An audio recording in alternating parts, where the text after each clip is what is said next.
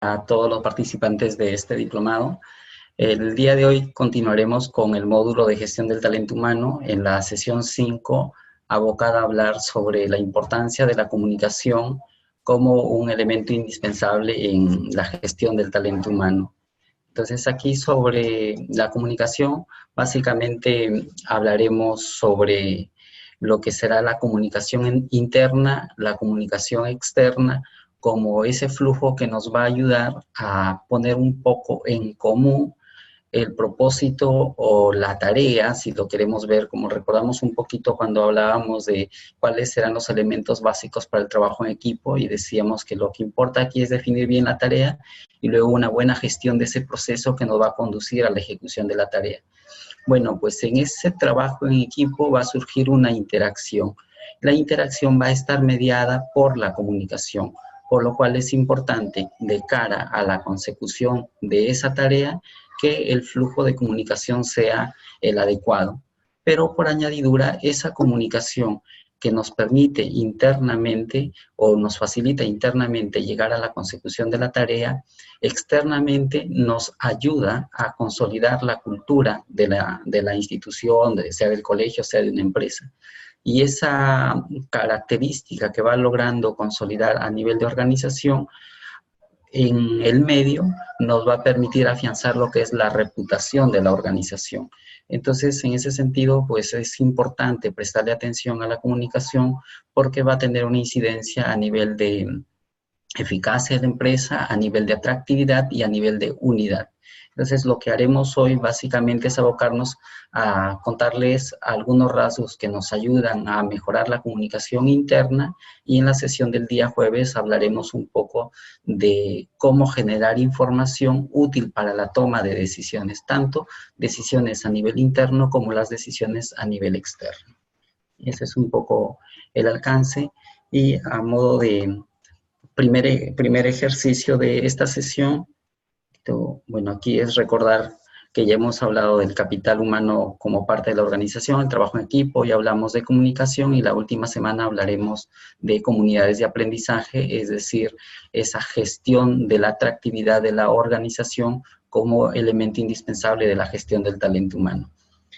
Y les decía que unos elementos básicos para ver, por ejemplo, si observamos un poquito con detenimiento estas primeras imágenes de la diapositiva, si es que son del ámbito de la región Piura, se ubicarán, por ejemplo, si digo Colegio San Ignacio de Loyola, ustedes, si es que son de la región Piura, lo más probable es que se hagan una idea de qué es el Colegio San Ignacio, ¿sí? Se harán una idea, le podrán asociar quizás a una experiencia personal que han tenido, a algún testimonio que han escuchado, a alguna nota periodística que han leído, algún rasgo es probable que tengan con respecto a San Ignacio. Y ese rasgo que ustedes tienen es muy probable que coincida con una interpretación que tengan más personas. Entonces nos hacemos una idea del Colegio San Ignacio, igual nos podemos hacer una idea del Colegio Militar Pedro Ruiz Gallo, nos podemos hacer una idea, por ejemplo, si seguimos hablando de Piura, del Colegio Sagrado Corazón de Jesús. De todos ellos nos hacemos una idea. ¿Y por qué nos hacemos una idea? Porque sabemos algo de ellos. Es decir, por algún canal que usa ese colegio, sea a partir de experiencias o de canales como pueden ser sus páginas web, nosotros tenemos información de ellos y nos hacemos, valga la redundancia, una idea. Esa idea que nos hacemos, por ejemplo, es parte de lo que se conoce como la imagen pública. Entonces, la imagen pública o la imagen que nosotros tenemos de esos colegios puede que coincida con lo que el colegio quiere mostrarnos, como también puede que no coincida.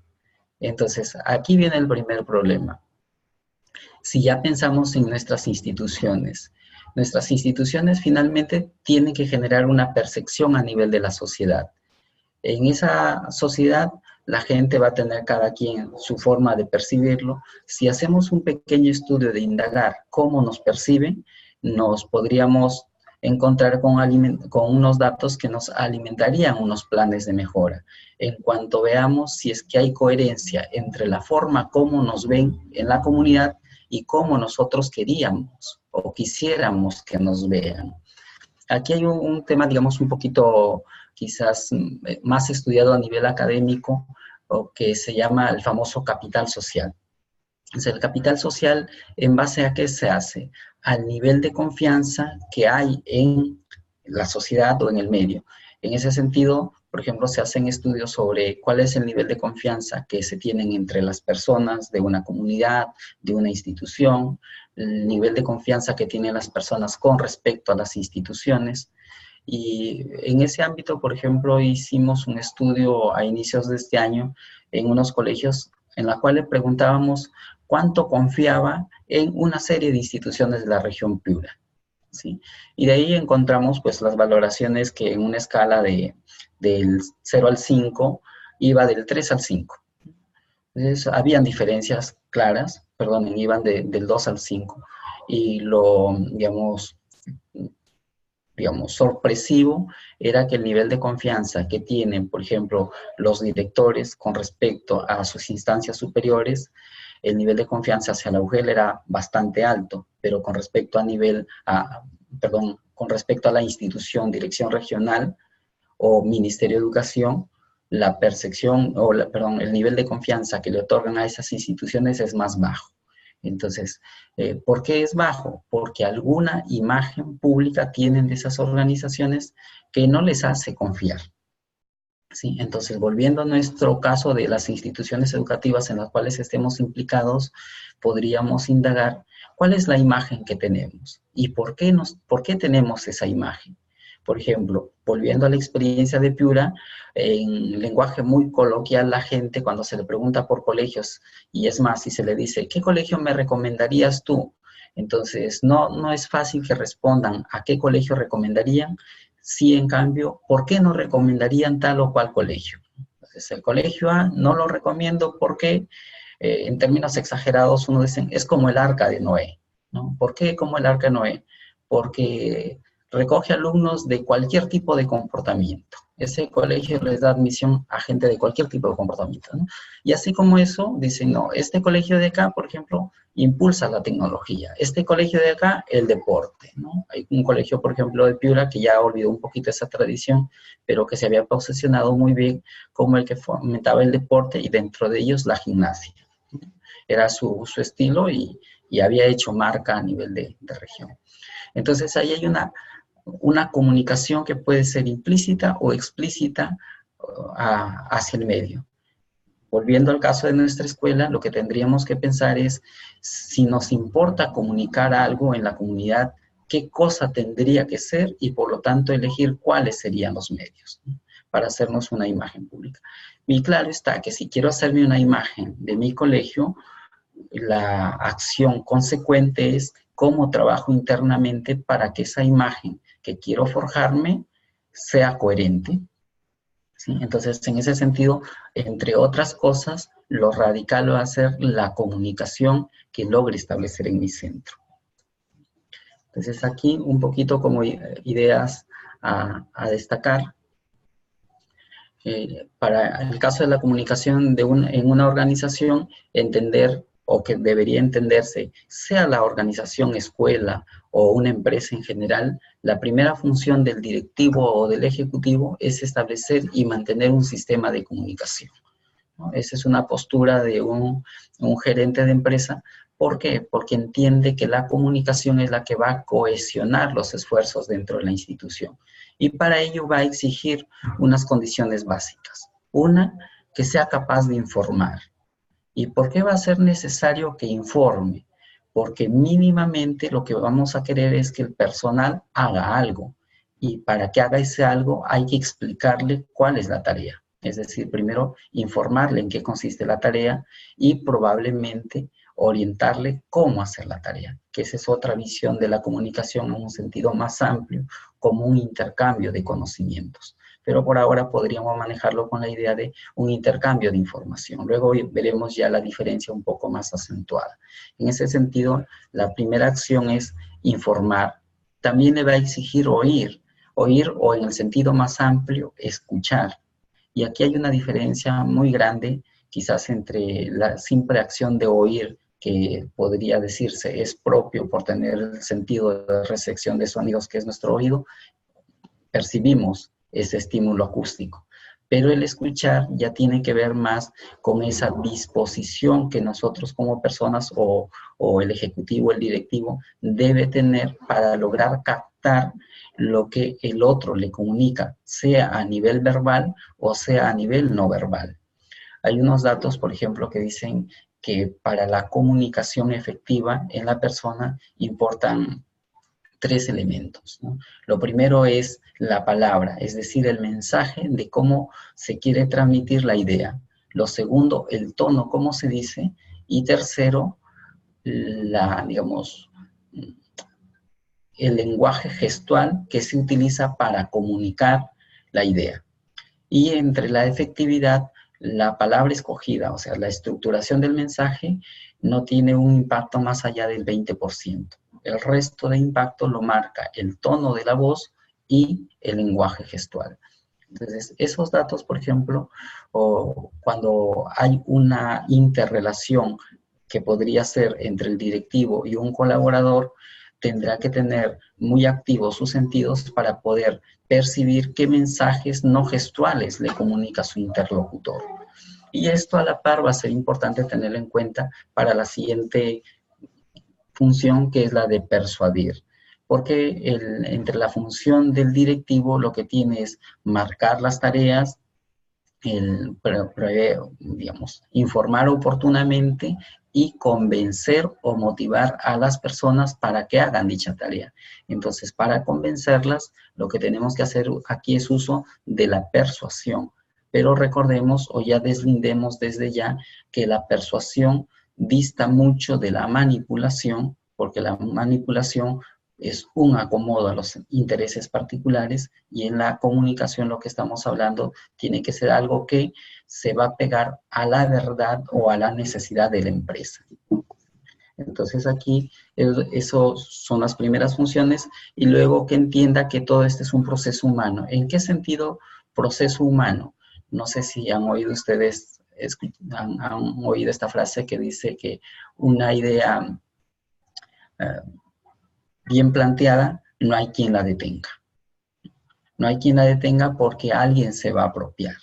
Pero ese alguien que se va a apropiar en el buen sentido de la palabra es alguien que va a quedar afectado por lo que hemos dicho. Si es una buena idea, va a quedar afectado positivamente. También sucede si es que es una mala idea, va a quedar afectado negativamente. Es decir, en general, toda acción que nosotros hagamos va a generar un resultado en nuestro interlocutor y también un resultado en nosotros, porque nuestros actos son inmanentes.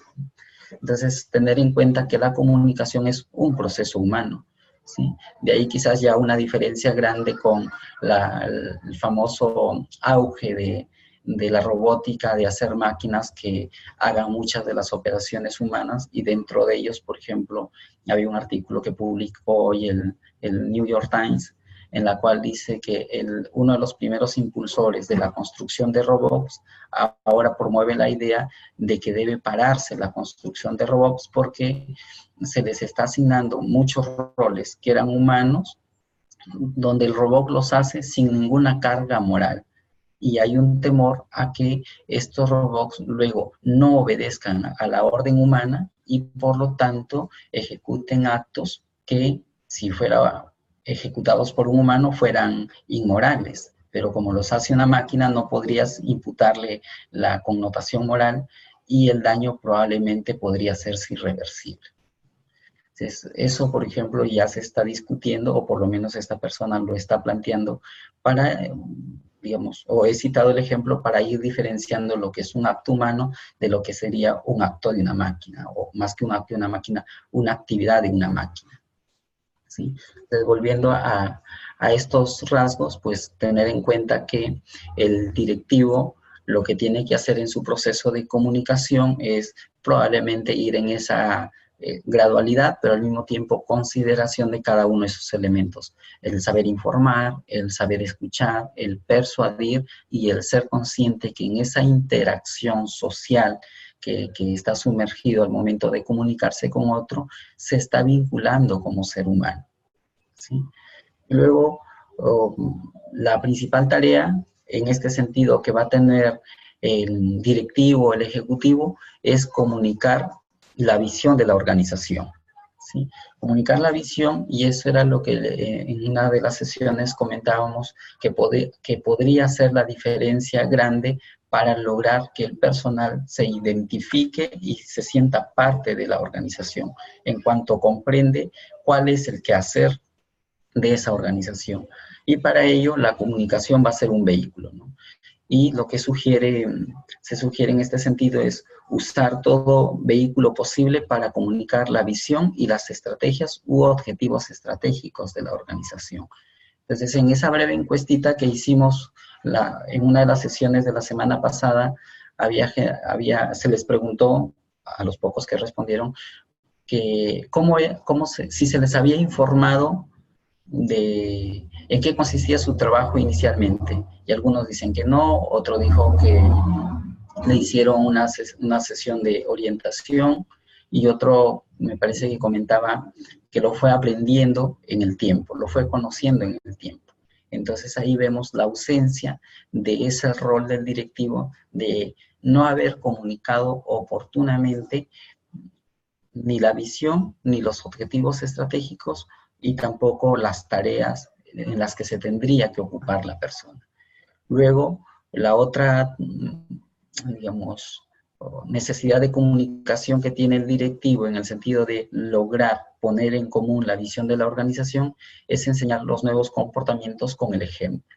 Y cuando hablamos con el ejemplo, para irnos familiarizando con el lenguaje, vamos entendiendo que la comunicación va a exigir verdad, veracidad y lealtad. Verdad, que es la correspondencia entre mi pensamiento y la realidad; la veracidad, que debería ser la coherencia que hay entre lo que digo y lo que es la verdad o la realidad; y la lealtad, que es el actuar en coherencia con eso que hemos afirmado que es veraz.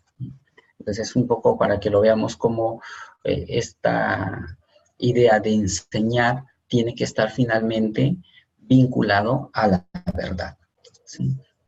Entonces, la comunicación en la organización nos va a exigir unas habilidades, y entre algunas básicas, primero es la escucha activa, la escucha conectada con nuestro interlocutor, y ahí sí tenemos muchísimo que trabajar en la actualidad.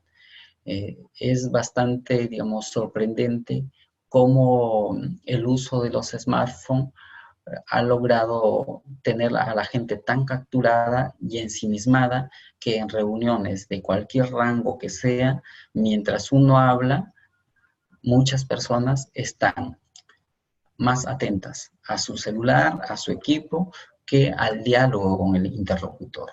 Y aquí sí sería muy lamentable que un directivo convoque, por ejemplo, a una reunión a un colaborador y esté más pendiente de su celular o de su equipo móvil que de escuchar a la otra persona, porque escuchar no es solamente decir, oigo tus palabras, sino estar atento a esa comunicación, tanto en tono como en gestos que podría estar haciendo el interlocutor.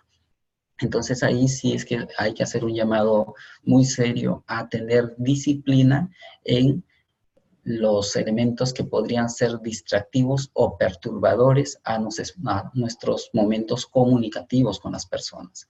Si queremos comunicarnos con alguien, dediquémosle el tiempo a ese alguien.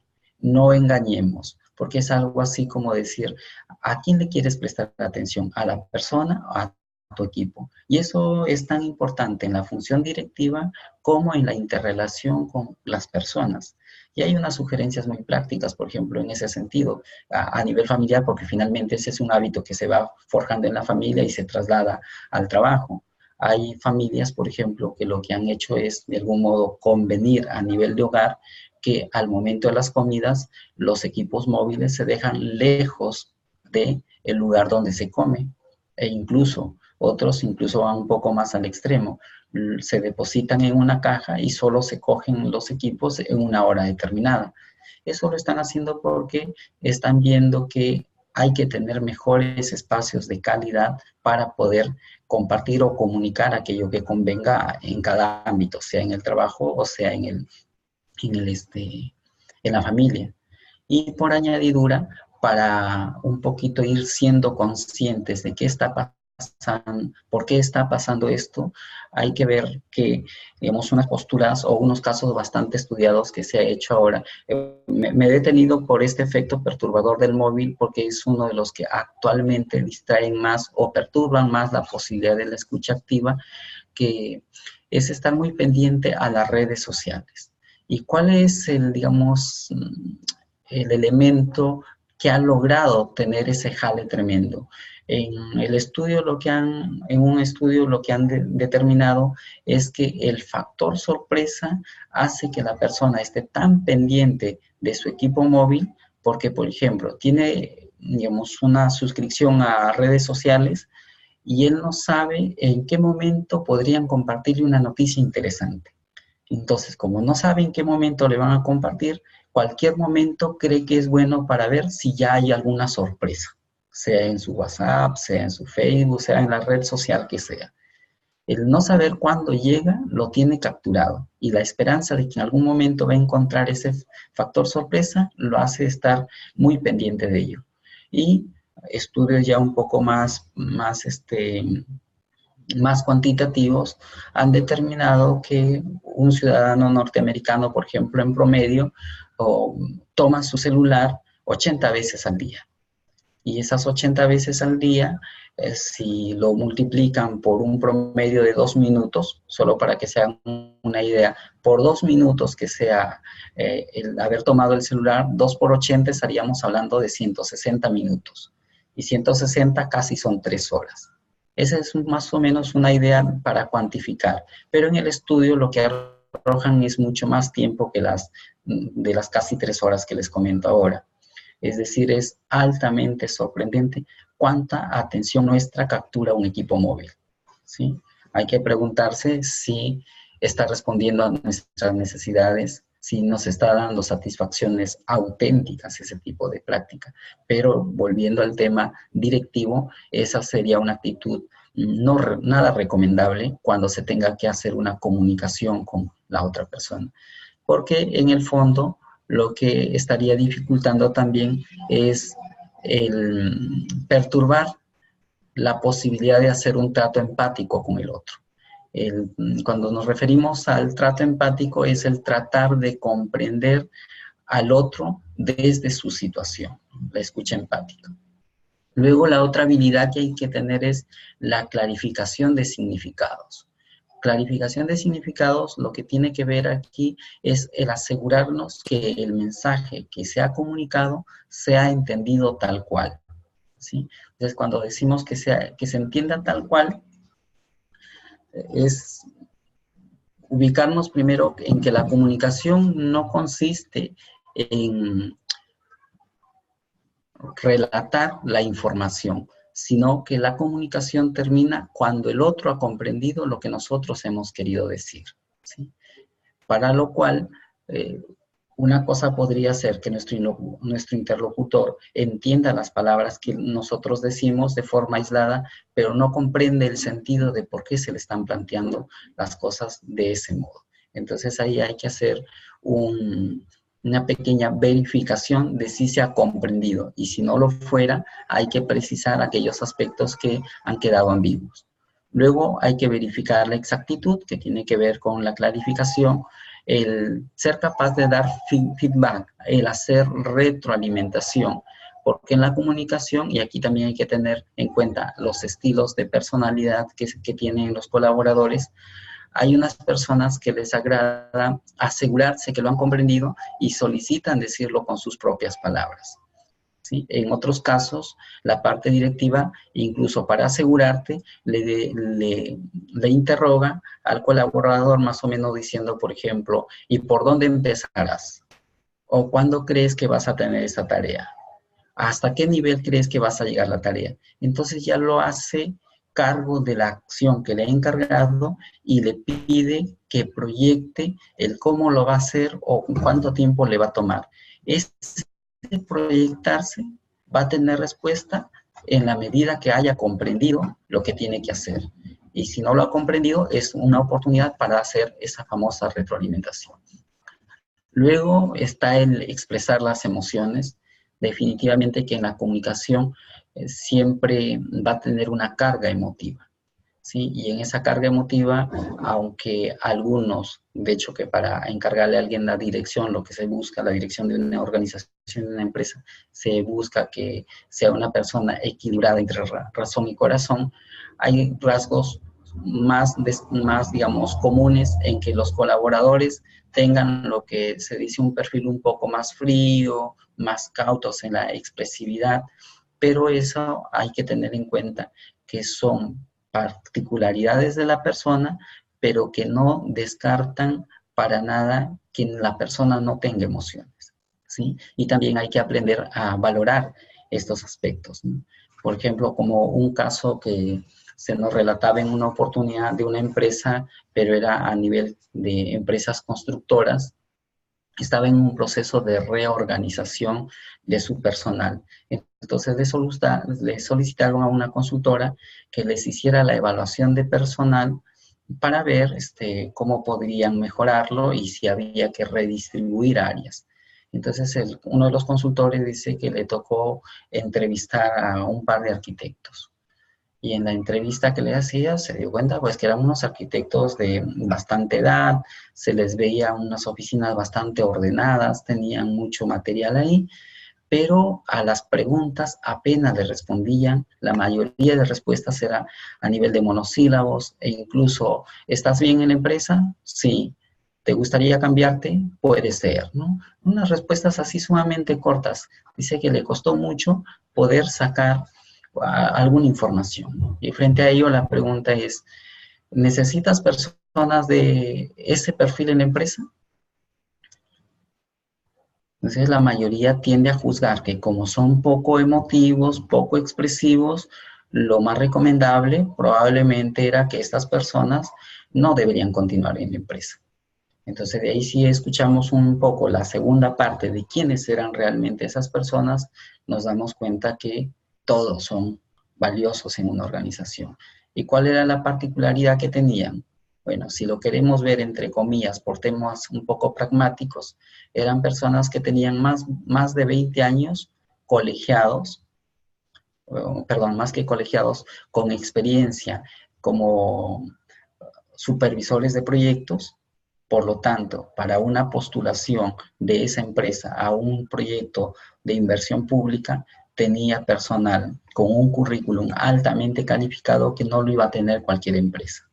Segundo, de que eran muy buenos para escuchar temas propios de la profesión. Cuando les contaban por un nuevo proyecto, escuchaban y pedían un tiempo para trabajarlo y en 2 horas tenían una proyección altamente precisa de cuánto iba a implicar la inversión de ese proyecto y cuánto tiempo les iba a tomar afinar a ellos los detalles de la propuesta.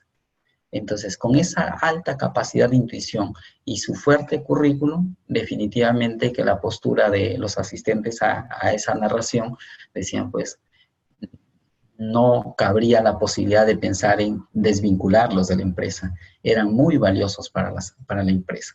Lo que importaba es conocerlos a ellos, saberlos ubicar y saber entender el nivel cómo viven sus emociones. ¿Sí? Es otra habilidad que necesita el directivo para manejar muy bien la comunicación dentro de una organización, será el manejo de conflictos. Algo comentamos en la sesión anterior, que había más o menos 2 tipos de conflictos. Uno era por las relaciones interpersonales que se podrían generar y otro en torno al proceso de desarrollo de la tarea. Entonces, por ahí comentaremos hoy unos rasgos un poquito mayores, pero que se entienda que el conflicto va a ser una realidad de toda organización. Por lo tanto, a nivel de dirección, lo que toca es gestionar adecuadamente esos conflictos y hacer unos escenarios de aprendizaje. Incluso se puede pensar esto como un elemento interesante para hacer más atractivo el ámbito de trabajo. Luego, otra habilidad, el tener la capacidad de instruir con claridad, de instruir o formar con claridad al personal. Entonces, en esta parte de instruirlo, básicamente tiene que ver con el transmitir técnicamente aquello que tiene que hacer la otra persona. La instrucción está vinculada a la transmisión de competencias operativas, ¿sí? Y luego el propiciar la interacción, es decir, sobre todo a nivel de escuela, que trabajamos con personas, para personas, necesariamente tiene que haber una vinculación muy alta y de calidad.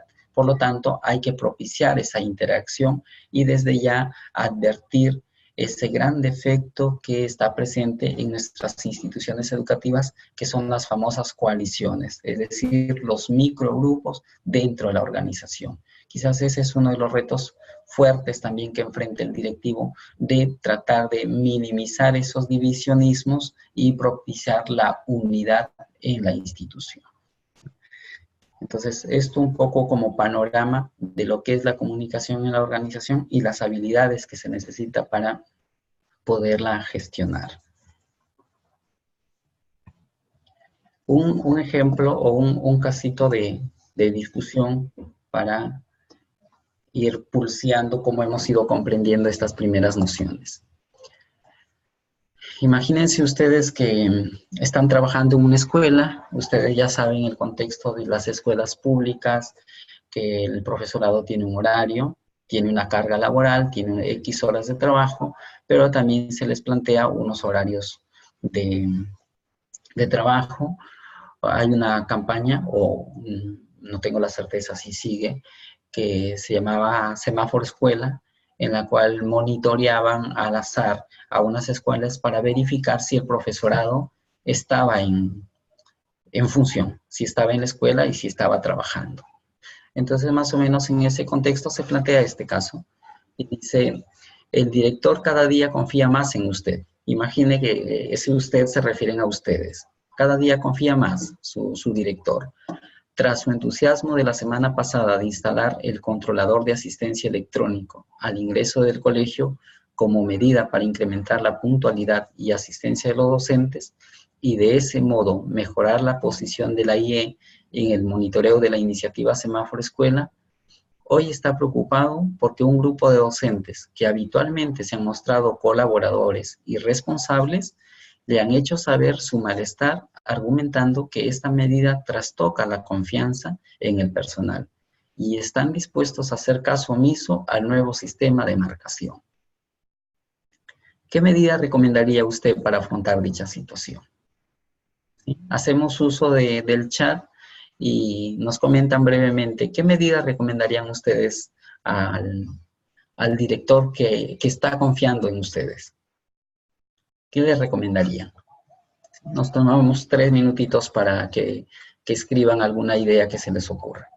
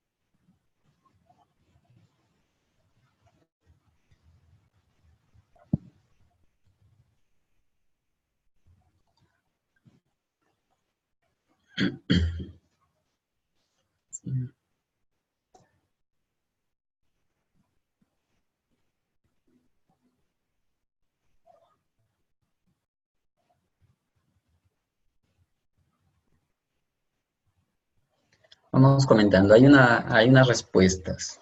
¿Sí? Una participante comenta, Yanisa, que el que nada debe, nada teme, ¿no? Esa es una postura, ¿no? Porque se entiende que se está intentando responder al malestar de este grupito de profesores, entonces, el que nada debe, nada teme. Luego, Yanisa desarrolla un poquito más la idea, dice, si somos responsables, lo seremos siempre en cualquier tarea que nos encarguen. Si somos puntuales es porque así nos educaron a quedar siempre bien. Entonces, claro, si se decía que los profes son responsables, algo así como que no debería entonces preocuparles, ¿no? Y luego Karen dice, se debe sensibilizar a los docentes en una reunión previa para que el proceso de adaptación, aceptación sea pronto. A quienes son puntuales no les afectaría, ¿sí? Luego, todos los docentes son responsables como manifiestan, no tienen de qué preocuparse, ya que la puntualidad es la disciplina importante en la institución. Karen añade, además, si no registran su ingreso o salida, según la ley se considera como inasistencia. O sea, se perderían de algo, ¿no? David dice explicar que no es un tema personal, sino más bien es una política de la institución, ¿sí? Hay comentarios interesantes de la actitud como ustedes intentan abordar esta pequeña situación, ¿sí? Pero ahí vamos viendo entre las respuestas unas diferencias. A algunos participantes lo que han intentado es hacer una explicación de la situación y otros a plantearlo como una sugerencia, ¿sí? Entonces, imagínense que ustedes son, digamos, el soporte para el directivo y les viene a plantear la situación y le dice, ¿qué me sugieres? Entonces, cuando le dice, ¿qué me sugieres? Lo que de algún modo te está diciendo es, dime unos modos de proceder, sí, argumentados, de cómo resolver esta situación. Cuando hablamos de cómo resolver esa situación, vamos ya por asentir o aceptar que aquí estamos ante un problema. Y así como ese problema, a nivel de equipos tenemos infinidad de situaciones, sino que a veces ya lo damos como parte del día a día y no nos ocupamos, pero en general hay muchas situaciones problemáticas como estas. Y en esta situación que hemos presentado es un ejemplo claro de un conflicto, ¿no? Como leer una idea más, Cintia dice, hay que ver qué problemas están afrontando algunos docentes, no todos, y que debemos dar ejemplo a nuestros estudiantes, sino cómo exigimos a ellos, ¿sí? Fíjense, si vamos conectando la idea de Cintia con la idea de Karen, que hay que sensibilizar a los docentes para que haya un proceso de adaptación y aceptación, es decir, justificar el por qué estamos poniendo esos equipos en la escuela y además para qué lo ponemos y qué ganamos y qué podrían ganar ellos. Por ejemplo, una ventaja es que ese tipo de herramientas permiten automatizar los controles. Entonces, frente a la postura habitual, que probablemente es verificar a qué hora estoy llegando, escribir la hora, poner mi firma, ahora se reduce a poner la huella dactilar en el equipo y terminó tu operación. Es decir, la persona gana un poco de tiempo, ¿sí? Y ese, aunque sea poquito tiempo que gana, podría pensarse, ¿y cómo lo utilizamos mejor? ¿Sí? Había una razón, entonces habría que buscar el por qué y qué ganamos. Como vemos en el caso, la preocupación del director es mejorar en su posición en la iniciativa Semáforo Escuela. Entonces el director lo que tiene aquí es una necesidad de mejorar su imagen pública, ¿sí? Y claro, los profesores aducen que esa mejora de la imagen pública la está haciendo a cuesta de trastocar la confianza que debería tener en el profesorado. Pero habría que demostrar que esa confianza no se trastoca con estos equipos, pero habría que explicar esos significados. O sea, el control no significa vulneración de los derechos o una falta de respeto. Entonces ahí recuerdan un poquito en el proceso administrativo, hablábamos que tendría que haber una planificación, una organización, un control y una evaluación. Esos procesos son necesarios para que se llegue a la meta. Entonces hay que convencernos que el control debería ser parte de los procesos para llegar a nuestros resultados. Entonces, si un marcador es una herramienta de control, no es ninguna ofensa. Lo que habría que demostrar es cuánto ganamos como institución si tenemos determinadas acciones automatizadas. ¿Sí?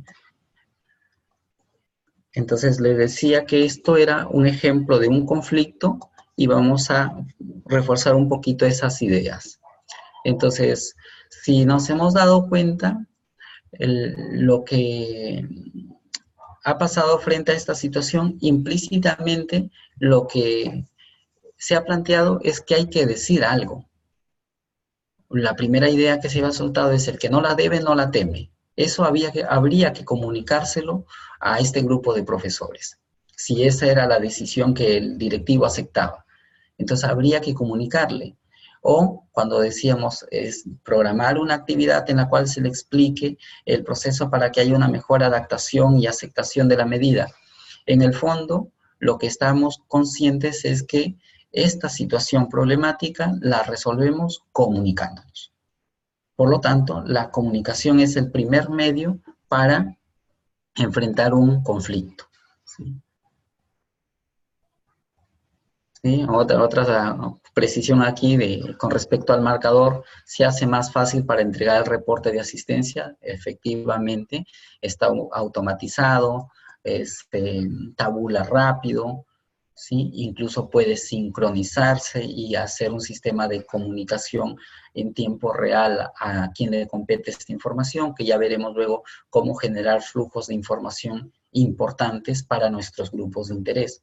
Pero sí que el marcador es un proceso de automatización y que dentro de todo también sustituye a un veedor que a veces hacía falta que se tenga. En algunas escuelas, por ejemplo, es el vigilante el que escribe la hora que entra el profesor. El profesor solo firma, no pone la hora la pone el vigilante para tener más seguridad, entre comillas. Entonces, claro, ahí sí hay una situación bastante grave de desconfianza. Y esa es una situación que afecta tremendamente al personal de una empresa. Hay que desarrollar valores, hay que hacer feedback para que esos valores sean bien apropiados, pero mantener siempre presente o vigente actividades de desconfianza no ayuda. Es decir, si no confías en mí, estamos perdidos. O sea, ustedes, por ejemplo, no se irían a una consulta médica desconfiando del médico. O sea, no pueden ir con pensamiento de perder, ¿no? Entonces, a nivel de organización hay que desarrollar una cultura, unos valores donde las acciones de control sean propias para dar eficiencia, pero no porque se desconfía permanentemente del profesorado, porque si estamos desconfiando, tenemos un problema serio. Ahí necesitamos un plan de acción o un plan de mejora bien organizado para superar esa situación. Lo que dice Yanisa, ¿no? Llegan tarde y colocan una hora antes. Va a pasar, pero hay que llegar a una motivación intrínseca y trascendente para pasar del engaño a un comportamiento auténtico.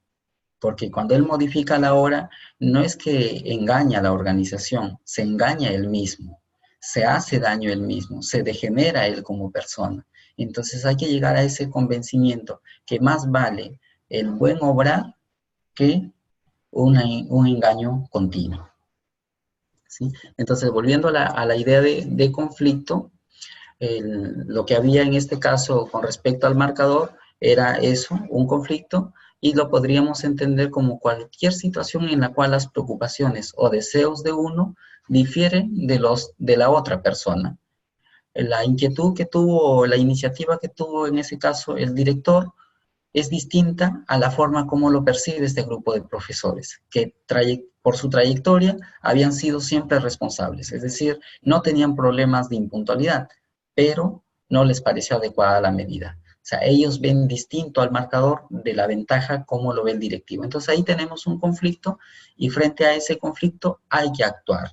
Y hay que actuar en base a este medio comunicación. Y teóricamente hay unas posturas que hablan de que la gestión de un conflicto nos demanda de dos elementos, de la asertividad y la cooperación. ¿Cómo se entiende esto? La asertividad tiene que ver con esa condición de personal de cómo estoy concibiendo las cosas, de afirmación también lo llaman unos, entendido como el punto hasta el cual una persona busca satisfacer sus propias inquietudes.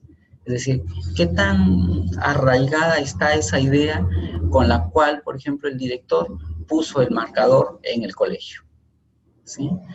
Y esa convicción que puede ser acertada o errada, pero que finalmente es una postura que tiene el director, va a permitirnos ir un poquito a ver un matiz de cómo enfrenta el conflicto. Y la cooperatividad tiene que ver con el punto hasta el cual una persona trata de satisfacer las inquietudes de otra persona. Es decir, qué tan flexible se pone una persona al momento de gestionar un conflicto. Estos dos elementos son los que nos permiten entender un panorama de cómo se gestionan conflictos dentro de las organizaciones y más o menos salen 5 aspectos diferenciados que veremos un poquito sus rasgos. Pero como idea aquí conceptual, que lo señala este autor, Larenge, autor de El arte de resolver conflictos en el lugar de trabajo, tenga en mente que en la mayoría de los conflictos no se trata de que una persona esté en lo cierto y lo otro esté errada. En un conflicto lo cierto es que están en una situación en la cual la postura de uno difiere de la postura del otro. Ese es el hecho real. No podemos concluir que uno está en el error y el otro en la verdad. Eso habría que demostrarlo, ¿no? Sí. Entonces, veamos un poco estos modelos de...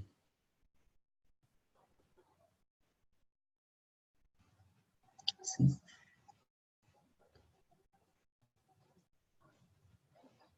Vamos a mover un poquito.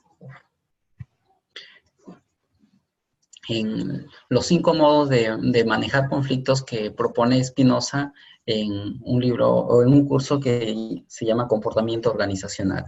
Él dice que de acuerdo a estos elementos de asertividad y de cooperatividad, de acuerdo a esos elementos de cooperatividad y asertividad, tenemos 5 posibilidades. Por ejemplo, que la persona se muestre poco cooperativa, poco flexible a entenderlo al otro y que su nivel de afirmación no sea del todo firme. Entonces ahí vamos a tener un estilo de gestión de conflicto que lo llama el evitador, ¿sí? El evitador, que es una baja afirmación y una baja cooperatividad, ¿sí? Cuando dice baja afirmación es que tampoco es que está tan convencido de su postura, pero tampoco está flexible. Y en este caso, el directivo o el colaborador lo que busca básicamente es demorar, esperar, estancar la situación de conflicto. ¿Sí? En este caso, por ejemplo, el director, si hubiésemos tenido una postura donde tampoco él está convencido que el marcador va a ayudar a resolver el problema, pero como se dice, no quiere dar su brazo a torcer, entonces dice, espérate, que ya lo hablaré, que ya venga el técnico para que nos explique, o que venga el especialista y lo explique. Entonces va a estancar la situación, no enfrenta el conflicto. Luego tenemos el acomodador, que no está tan firme de su postura, pero está muy, muy abierto a atender las demandas del otro. Entonces aquí estaríamos hablando de una persona que tiene baja afirmación en su postura, en su planteamiento, pero una alta disponibilidad a la cooperatividad. Lo que le caracteriza a él es ese ánimo de ceder.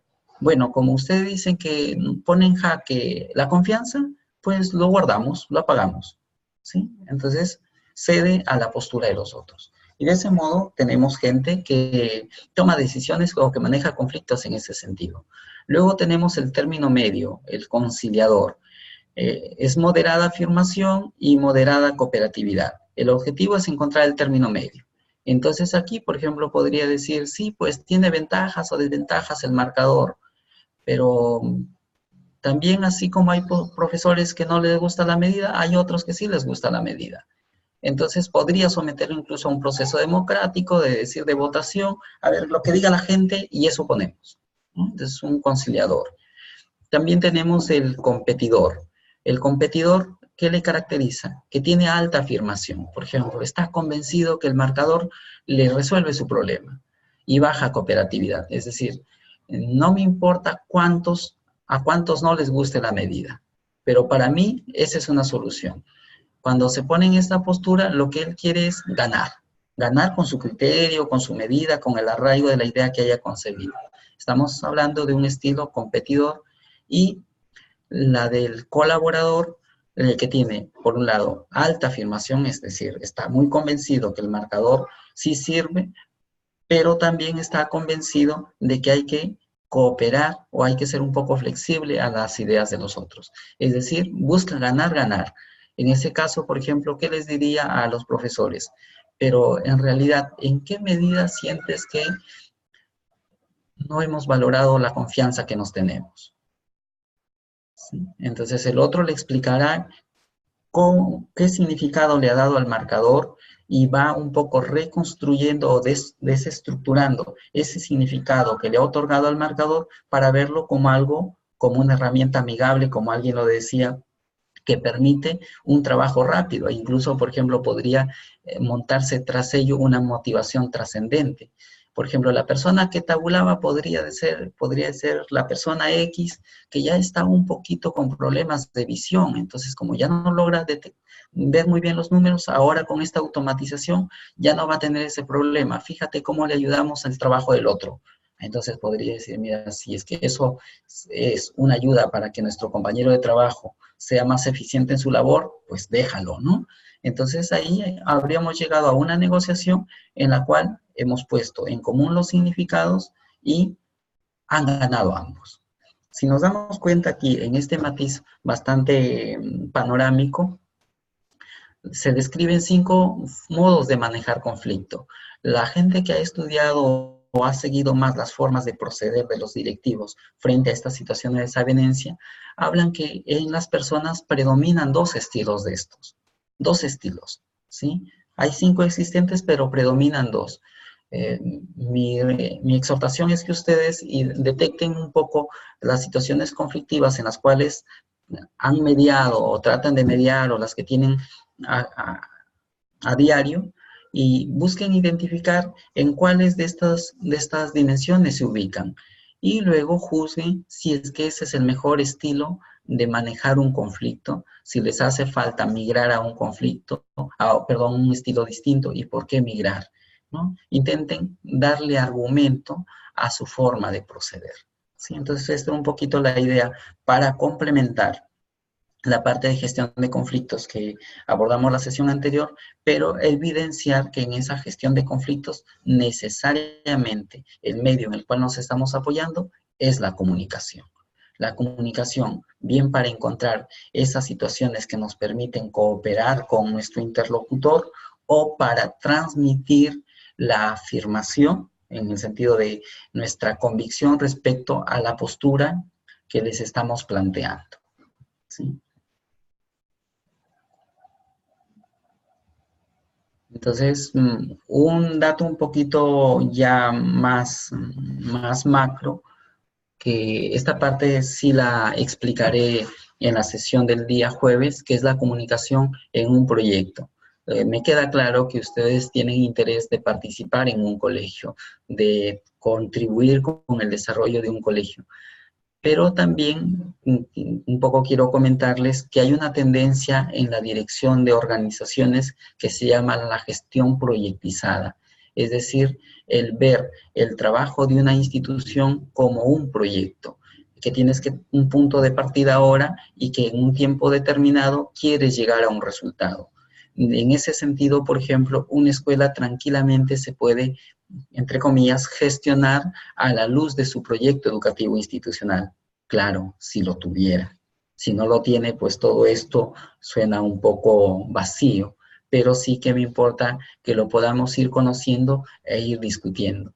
Si hacemos una gestión del colegio como institución, como un proyecto, o en otro caso, cuando se toman ciertas iniciativas a nivel de colegio y a esas iniciativas las tratamos de administrar como un proyecto, lo que les cuente ahora sobre la matriz de comunicación va a tener sentido. Pero como cultura, creo que sí nos aporta unos rasgos interesantes irla conociendo, ¿no? Que al final esta matriz de comunicaciones es una propuesta que promueve mucho el Banco Mundial para la gestión de proyectos. Entonces, el objetivo de tener una matriz de comunicaciones dentro de un proyecto es para asegurarse de generar información con la calidad y la cantidad adecuada y que llegue en el momento preciso a los diferentes interesados. ¿Sí? Stakeholders son grupos de interés o público interesado.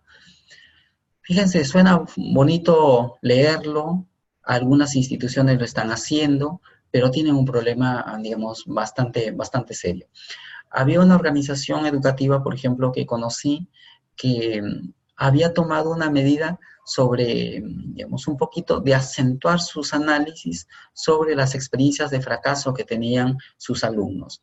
Entonces, tras cada bimestre, les pedía a los profesores un informe de cuántos niños están mal, cuán mal estaban y por qué creen que están mal.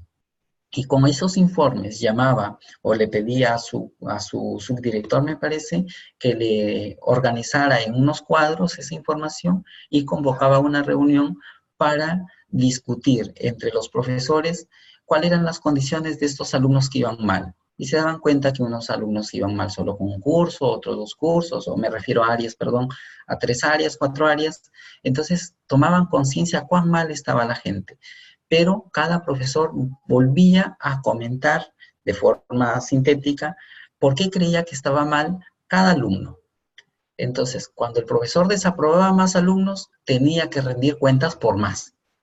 Entonces, los profesores, dice, se dieron cuenta de que tenían que trabajar más en dar detalles de por qué estaban mal esos alumnos, cambiaron de postura y aprobaban a la mayoría de alumnos para evitarse el trabajo. ¿Sí? Tuvo un problema ahí. Pero su iniciativa era generar información y tenía el reto que esa información sea de calidad y sea tras cada bimestre. Y esa información tenía que enviársela a él a cierre de bimestre y entre todos los profesores discutir por qué se estaba mal para emprender acciones. Terminaba en ellos mismos para material de discusión.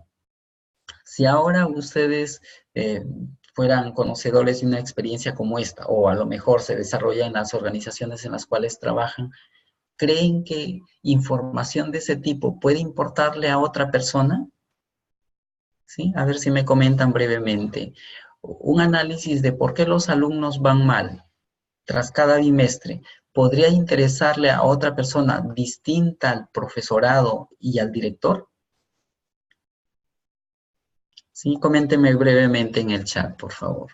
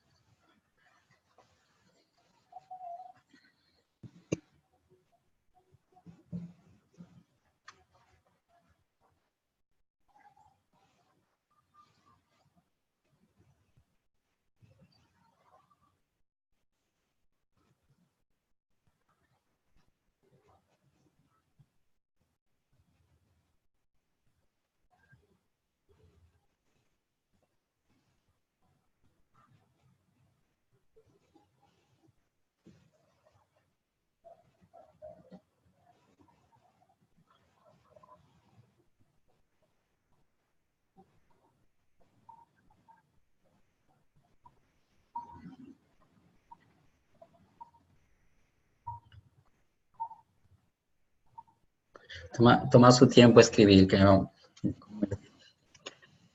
La jornada es corta, voy a procurar avanzar. Cuando le decía si le podría importar esa información a otras personas, en el fondo es preguntarnos, ¿hay más interesados en esta realidad? Al alumno mismo le podría interesar que le hagan saber cuál es la percepción de las causas de fracaso. Al padre de familia le podría interesar al tutor, ¿sí? Karen, por ejemplo, comenta, somos un equipo y todos de alguna u otra manera aportamos al progreso de los estudiantes, además de la comunidad educativa. Entonces, podrían haber más agentes de la comunidad educativa que les importe ese tipo de situaciones, ¿sí? Y fíjense una medida un poco distinta que están impulsando a forma de, digamos, experiencia piloto en uno de los colegios privados del Perú, de una de las redes de colegios privados en Perú, es más bien con el reporte de cierre de periodo, sea el bimestral o el trimestral, se convoca a una reunión en la cual tiene que ir el padre y el que hace el informe de logros académicos es el estudiante. El estudiante le explica al padre de familia por qué consiguió las calificaciones que consiguió, por qué ha conseguido menor calificación en los aspectos que está más bajo y qué piensa él hacer para mejorar su desempeño. Se están haciendo esas experiencias, que el alumno piense cuál es la razón de por qué está así y él sea quien se lo comente al padre de familia. Y el colegio lo que está haciendo es provocar esos escenarios de diálogo en la cual el padre vaya al colegio y el alumno le hace ese informe, ¿sí? Entonces esa inferencia de por qué fracasan los alumnos, ahora no la tiene que hacer el profesor mismo, sino que es el alumno. Obviamente en jornadas anteriores el profesorado tiene que ayudar a los alumnos a ser conscientes de sus puntos débiles. Pero es una forma distinta de generar información.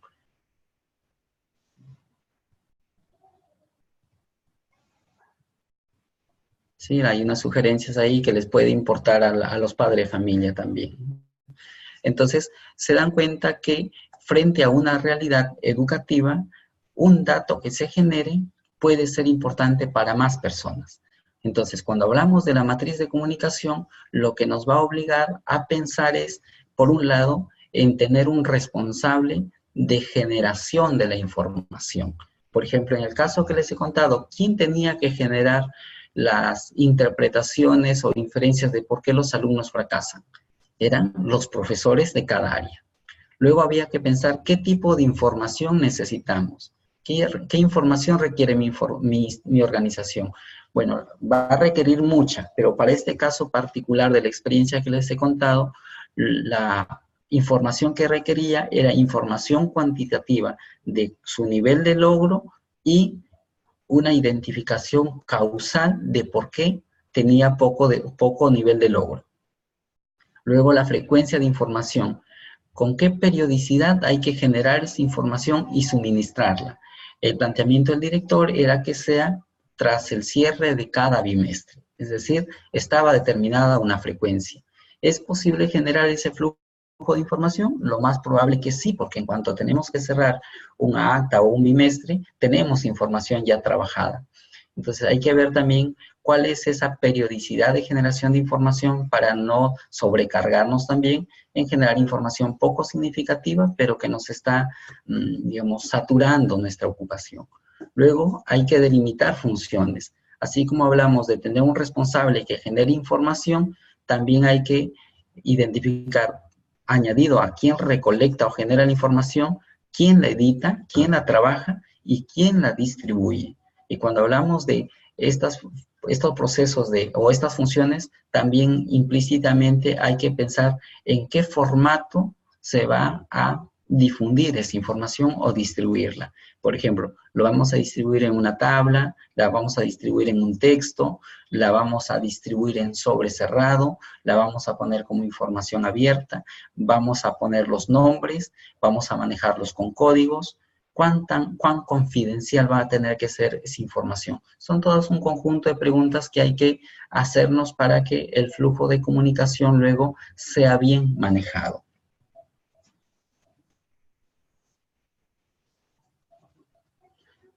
¿Y cómo se hace la matriz? Puede ser conforme al proyecto educativo institucional o conforme a una iniciativa que haga el colegio, como por ejemplo vamos a decir, se va a organizar el Día del Logro, y el Día del Logro lo vamos a hacer como un proyecto. Entonces, frente a ello, vamos a determinar un conjunto de actividades y en las cuales necesitamos generar información. Entonces, lo que tenemos que hacer primero es pensar en el objetivo de la comunicación para esa actividad. ¿Qué comunicar? ¿Sí? ¿Qué comunicar frente a la situación, por ejemplo, el Día del Logro? Aquí he puesto un ejemplo que no es del Día del Logro, sino más bien el comunicar los objetivos educativos de la semana. Es decir, ¿qué harán los niños en una semana determinada? Por ejemplo, esta semana que empezamos, en el colegio, ¿qué van a hacer los niños? ¿Importaría comunicarlo? Me respondo yo mismo, sí.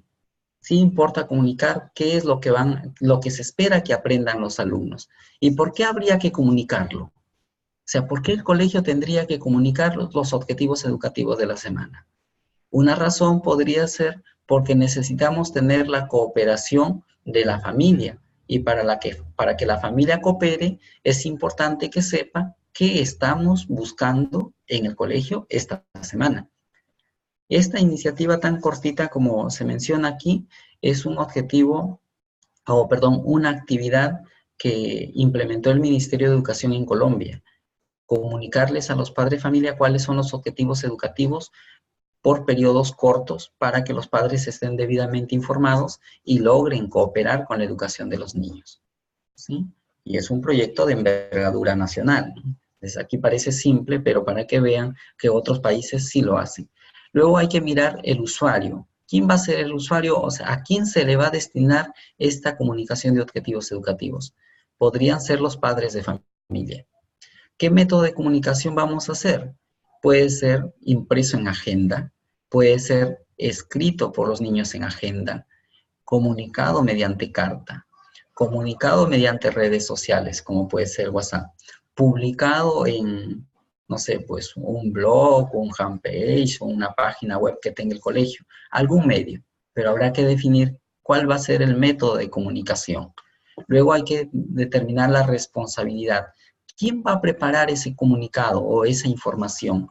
¿Quién va a delimitar los objetivos educativos? ¿Podría ser el docente? ¿Podría ser el coordinador académico? ¿Podría ser el subdirector? ¿O podría ser el director también? ¿Quién lo va a enviar?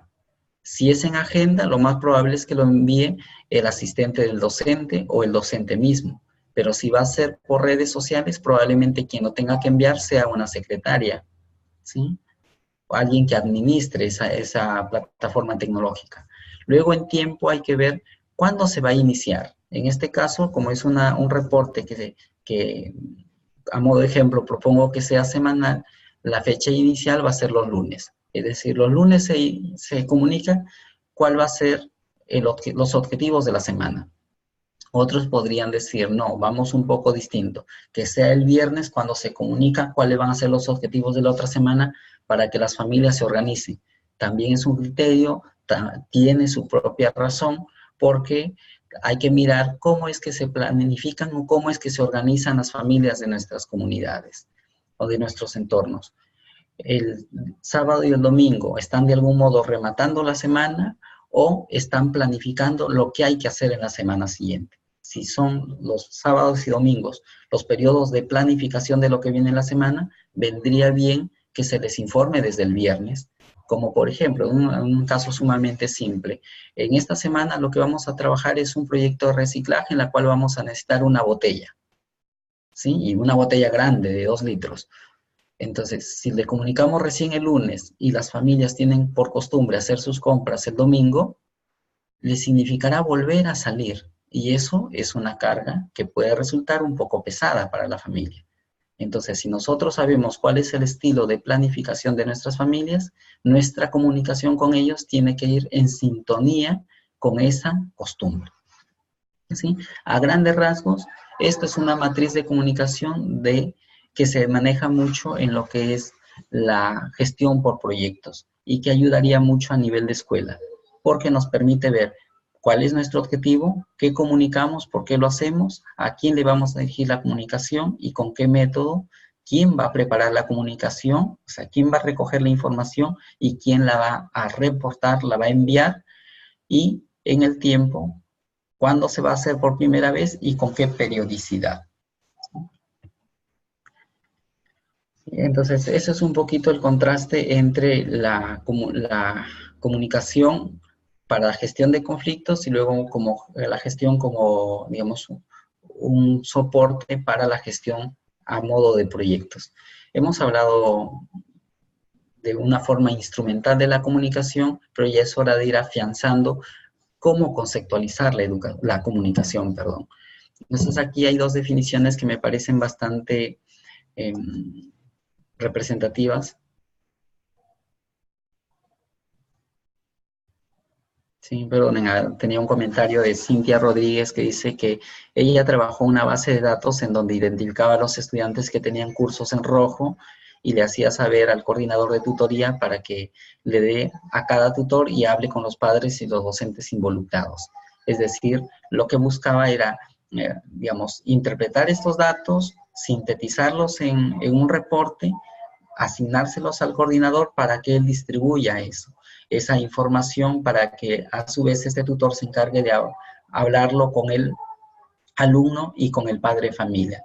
Se dan cuenta, ahí hay un flujo de comunicación, hay unos roles, hay alguien que recoge la información, la transmite a una segunda instancia y esta instancia la delega a otra persona para que se ocupe.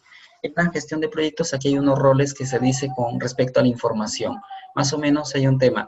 ¿A quién consulto? ¿Quién sintetiza la información? ¿Quién la prueba? ¿Y quién la comunica? ¿Sí? Y ahí más o menos en el testimonio de Cintia Rodríguez se va visualizando esos roles, pero que nos queden bastante claros. Hay una persona que recoge información, otra que valida la calidad, una que de algún modo hasta puede ser de consultor, de verificador, pero que no tiene, digamos, tiene voz pero no tiene voto, y otro que ya una vez aprobada la información, la distribuye. ¿Sí? Eso es lo que lo tengamos bastante en cuenta. Muchas veces en las organizaciones se generan conflictos cuando no se le pasa control de calidad a la información y se distribuye y va a veces con errores o con decisiones aún no consentidas o no socializadas. Y ya de ese modo hay casos en colegios en los cuales se informa más bien el profesorado por los comunicados del Facebook antes que el mismo colegio le haya informado. ¿Sí? Y eso va un poquito también, va afectando la unidad en la organización. Entonces les decía que veamos unas definiciones. Una, entenderla, como dice Vallenato, entender la comunicación como ese proceso de transmisión y recepción de ideas, mensajes, datos, mediante un código.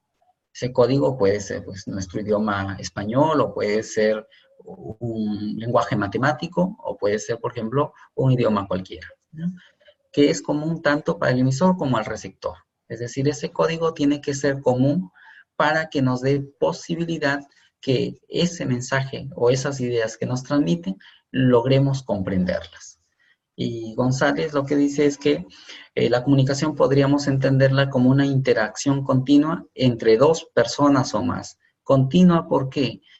Porque cuando se suelta un mensaje, necesitamos ver cuál es el nivel de respuesta que nos transmite nuestro interlocutor, ¿sí? No es sencillamente como hacer una marca en un papel donde no nos importa lo que el papel sienta, ¿no? Porque no lo vamos a tener. En la comunicación es una interacción continua porque en cuanto comunicamos algo, nuestro interlocutor nos reflejará un nivel de comprensión que ha tenido y continuamos con nuestro mensaje. De ahí, por ejemplo, que a nivel de clases, una clase presencial es mucho más fácil conducirla que una clase virtual, porque uno no tiene certeza si el interlocutor está entendiendo, está siguiendo, le está importando el tema. Entonces, inferimos mucho de que nos pueda estar entendiendo, pero no tiene la riqueza de una comunicación auténtica, ¿sí?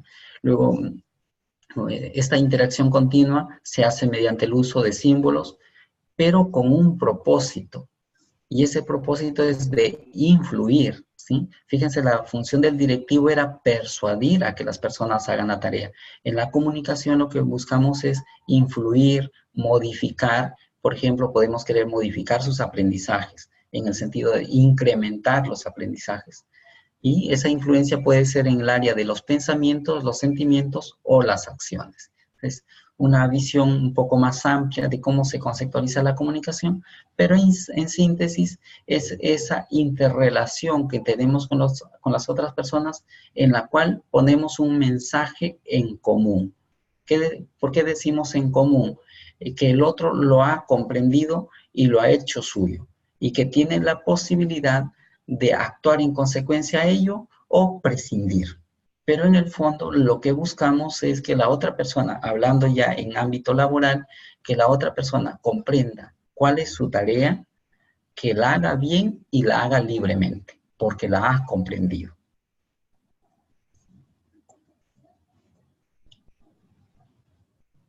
Entonces, en la comunicación nos importa mucho que haya claridad.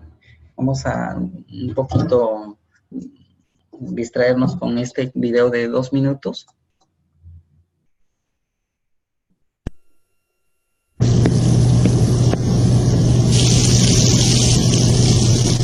Mami, mañana tengo que ir disfrazada de castor. ¿De qué? De castor.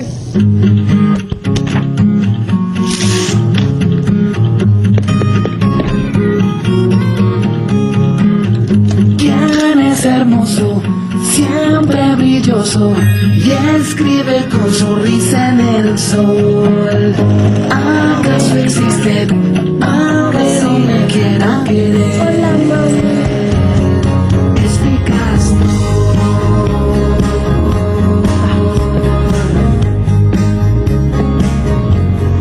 Es mi castor.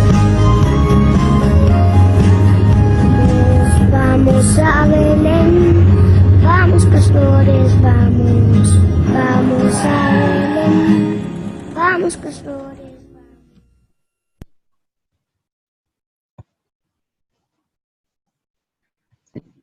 En este corto video, ¿qué es lo que hemos visto?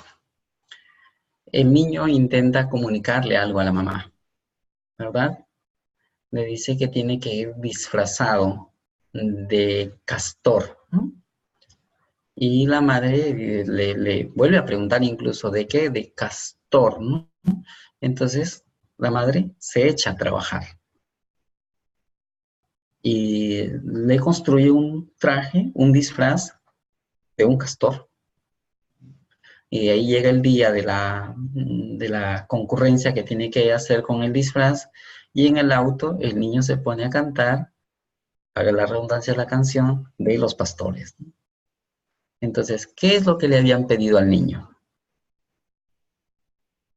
Le habían pedido un disfraz de pastor. ¿Y dónde se malogró la comunicación? ¿O por qué se nos presentó el problema?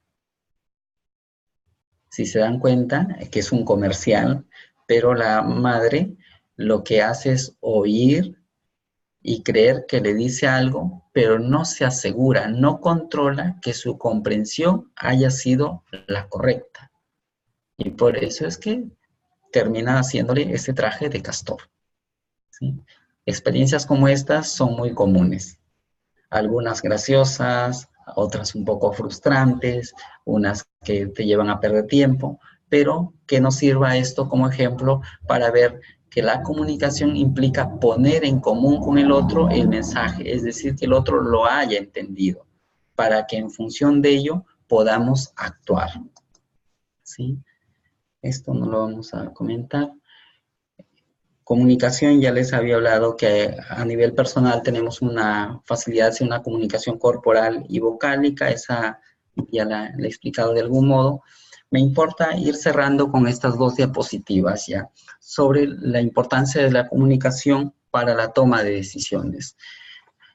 Esta es una postura que me parece sumamente importante y muy radical que la tengamos en cuenta en nuestra organización para colaborar con digamos, la cultura de nuestro centro y de ese modo afianzar muy bien lo que sería la reputación de nuestra organización y también su eficacia, que es unas definiciones que propone Pablo Ferreiro en el libro que les recomendaba a inicio del curso de Gobierno de Personas, en la cual habla de que la comunicación la deberíamos entender como un intercambio de conocimientos con otras personas para que lo adquieran al conocimiento y actúen bien y libremente.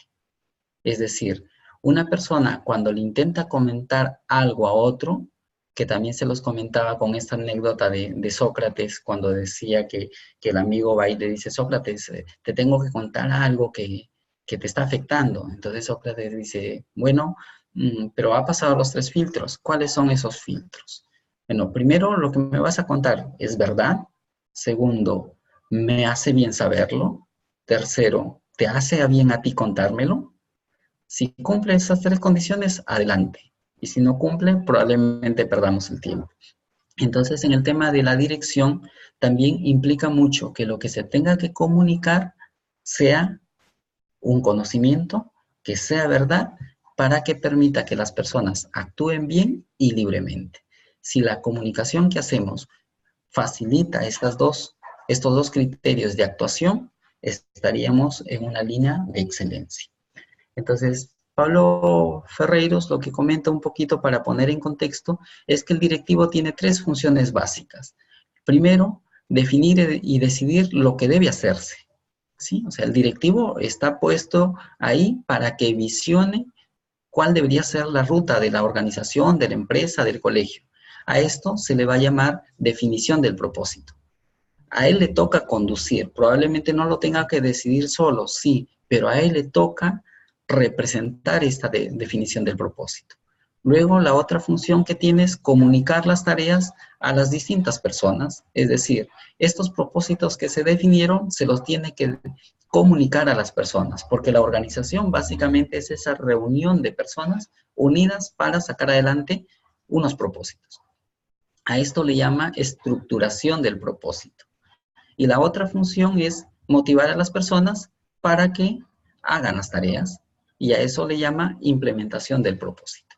Entonces, en ese contexto que el directivo tiene que hacer esas 3 funciones, está clarísimo que para lograrlo tiene que comunicar. Y en ese sentido, la comunicación que tiene que hacer el directivo es a otra persona para que adquiera conocimiento. Y adquirir conocimiento es, de algún modo, vamos a decir, el quehacer de la inteligencia. Por lo tanto, aquí se entiende que el destinatario de la comunicación, hablando ya de capacidades de la persona, es la inteligencia de la persona. De tal modo que cuando a veces nos comunican algo que es un poco dudoso, se dice coloquialmente, estás tomando el pelo. Es decir, eso es absurdo. No vale la pena ocuparse de él. Estás ofendiendo a la inteligencia. Entonces, el destinatario, si lo entendemos así, de la comunicación es la inteligencia. ¿Qué quiere decir? Que la inteligencia, su operación es ocuparse de la comprensión de la realidad, es decir, de la verdad. Por tanto, aquello que se comunique tiene que ser verdad. Y si no es verdad, es decir, si no es una correspondencia con la realidad, no tiene mucho sentido que ocupe tiempo en la empresa e incluso recursos. La otra característica que cita Pablo Ferreiros es que la comunicación pretende que todas las personas que componen la organización anden en la verdad. ¿Sí? O sea, si la comunicación es decir la verdad, a nivel de organización lo que importa es que todos anden en la verdad. ¿Y qué significa que las personas anden en la verdad? Justo lo que está en este cuadrito de acá, que lo que lo llama él condiciones de la comunicación. Entonces aquí el andar en la verdad lo que implica es que la organización comunique conocimientos que se ajusten a la realidad. A eso se le llama verdad, ¿sí? Y que estos conocimientos que comunica sean con palabras que se ajusten al pensamiento, que se ajusten a la verdad concebida. Cuando esas palabras se ajustan a la verdad, se habla de veracidad. Y si las acciones se ajustan a estas palabras que hemos dicho, que lo entendemos como veracidad, si se ajustan, podríamos decir hay una coherencia. Pablo Ferreiros lo habla como hay una lealtad. Entonces, andar en la verdad, Cuando las personas andan en la verdad, para Pablo Ferreiros, es cuando las personas tienen un conocimiento que se ajusta a la verdad, que se comunican en base a esa verdad y que las acciones son coherentes con eso que se comunica. Eso sería una organización que anda en la verdad. Y subraya la idea de que la verdad es la garantía de permanencia y continuidad de la organización. Es la fuerza de su capacidad competitiva. Si una organización no está en verdad, tarde o temprano, fracasa. Como dicen, la mentira tiene patas cortas. En cualquier momento se descubre su proceder erróneo y va a generarse muchos conflictos. A nivel de empresas grandes se han visto, ¿no?, los casos de, digamos, de deterioro de organizaciones. No sé si ustedes recuerdan hace unos 6, 7 años, Volkswagen, la empresa productora de vehículos, que había alterado de algún modo, bueno, en mi lenguaje, los sensores de determinación de la contaminación que generaban. Entonces, para poder pasar ciertos controles de calidad y poder tener sus ventas aseguradas a una inversión determinada.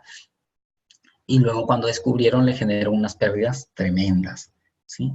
Luego, bueno, el caso más cercano en Latinoamérica, ¿no? La forma como ha procedido esta empresa brasileña, Odebrecht, ¿no? Su forma de proceder definitivamente que tuvo un punto complicado que es a nivel de verdad. O sea, ¿cómo tenía que hacer un directivo para ganarse una licitación? ¿Sí?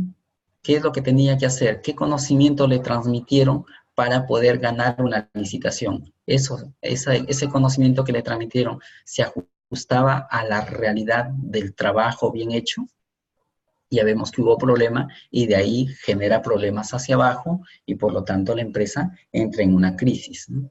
Entonces, frente a esos requisitos para poder andar en la verdad, para hacer que la organización ande en la verdad, también hay que tener en cuenta que hay unas amenazas, ¿no? Esas amenazas, ¿cuáles son? Bueno, veamos un poquito fortalezas y amenazas. Para que la organización ande en la verdad o se transmita en la verdad, necesita que las personas o los directivos piensen bien.